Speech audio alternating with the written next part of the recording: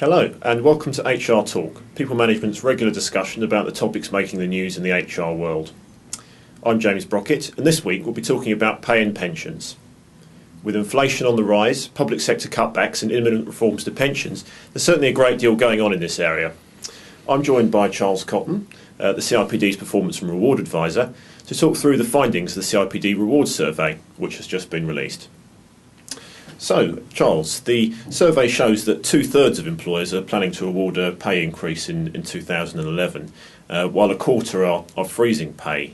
How does this compare to previous years, and is it the public sector where we're seeing all the freezes? Well, James, compared to last year, there has been a slight decrease in the proportion of organisations making a salary increase this year, and as you said, that's mainly due to the impact of the public sector, where there have been, it's been in the media, all the pay freezes that have been happening there. There has been an increase in the proportion of employers in the private sector making a pay rise, but that has been kind of swamped by the proportion of organisations in the public sector making a pay freeze. So perhaps if you compared this survey to the previous survey, you would see that private sector pay freezes have kind of largely dropped away and been replaced by private sector increases, while last year most organisations in the public sector made a pay increase, and this year most of them are making a pay freeze. Inflation's relatively high at the moment. RPI is standing at 5.3%. So if this remains the case, what do you think will happen over the next 12 months? Will we start seeing much higher settlements? It's probably that you'll start to see an increase in settlements on the back of inflation, but obviously there are other factors that play into pay increased decisions. So inflation is one, so is organisational ability to pay, how much resources they have, what's going on in the labour market, recruitment, retention difficulties, what's the going rate of pay awards, what's happening to market rates. All those have an influence. But I think because the economy, while it's kind of growing quite cautiously. I think many organisations aren't quite sure how the economy will pan out in the next 12 months. And even within the private sector, there are still areas such as construction where the sector is still in the doldrums. So I'd anticipate that there will be an upturn in basic pay awards. It will see a higher level, but that actually won't be higher or won't actually match the retail prices index measure of inflation, for those reasons, because organisations are still a bit unsure how the economy is doing. And obviously in the public sector you won't get an increase unless you earn less than 21,000, and even then the increase will be around £250.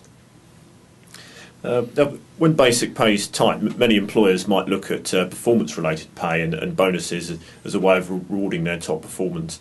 What does the survey tell us about the popularity of such schemes? Well, in the private sector, most organisations do link pay to performance, either through a pay increase, which is linked to an individual's performance, or a bonus, which can be linked to an individual's performance again, or maybe linked to organisational or team performance. In the public sector, there hasn't been such a history or tradition of linking pay to performance, though even there we are seeing more organisations doing that, either through bonuses or through, especially through pay awards, where perhaps you won't necessarily get an increase through your increment unless you've actually contributed in your job, and the organisation believes that you've made a contribution to the organisation. Now, on the pensions front, the survey shows that there's been a lot of change in the air. 41% of respondents are planning to alter their pensions arrangements. Which changes do you think will be most significant that are being made at the moment? Well, I think many are looking towards the impact of the 2012 pension reforms and what they can do in light of that. So you're seeing organisations thinking, well, what should we be doing? Should we use the existing scheme? Should we bring in a new scheme? And of course, then you've got organisations that have still got these legacy defined benefit arrangements. So they're looking to increase employer contributions and also scaling back on the employee, the benefits for the employee. One noticeable trend that we picked up this year is the number of organisations that are moving away from a measure of inflation from RPI to CPI in how they index payments, benefits in payment, or benefits that are deferred payments as well.